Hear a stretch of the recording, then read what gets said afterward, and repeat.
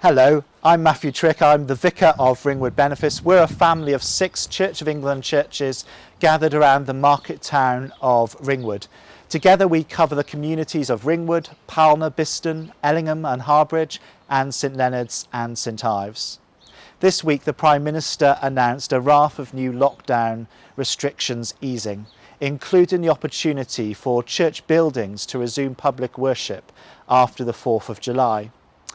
Last week, as a leadership team, we met and we talked about what our local response would be if, as anticipated, the Prime Minister allows the resumption of public worship after the 4th of July. We've come to the conclusion that it wouldn't be right to resume public worship until the 6th of September, and I want to share the reasons why we came to that decision. The first reason is that to make our church buildings safe requires a lot of work, which we simply don't have the time to do in the next few weeks. There's work around making sure that churches can be cleaned after services. There's work in terms of making sure that people can remain socially distanced in our churches.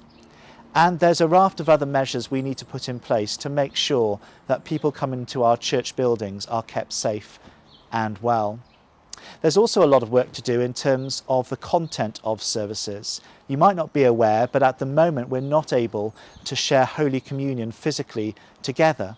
We're also not able to sing hymns and songs in church buildings because of the risk that poses to the transmission of the virus. And so our services will feel quite different from the familiar services we've come to know and love. And we need a bit of time to work out what those services might look like.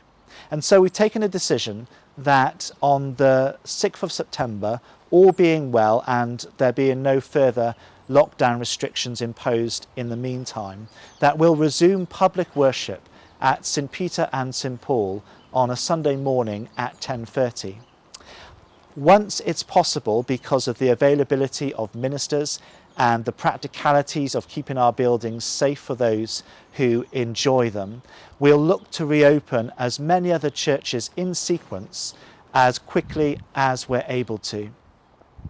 I do realise that this has been a long lockdown, and for me and others, we long to be back worshipping God together.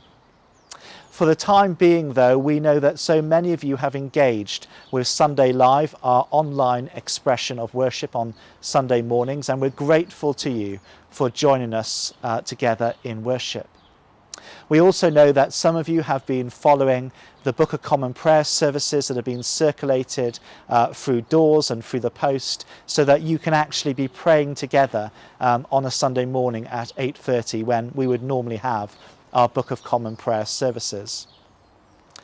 Last week saw the reopening of St Peter and St Paul every day of the week from 10 till 4 for private prayer.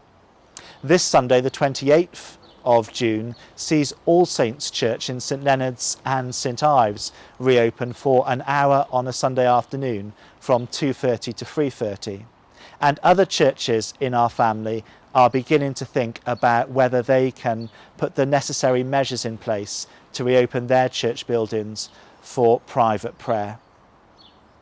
Please do keep in touch with us on Facebook. Do like our Ringwood Benefice Facebook page. We put out a lot of information which you might want to follow on that. And do follow us on YouTube as well, where we put out regular thoughts for the day. Sunday Live goes out on YouTube as well. If you have any questions, please don't hesitate to contact me. My details will appear on the screen. Thank you, and God bless you all.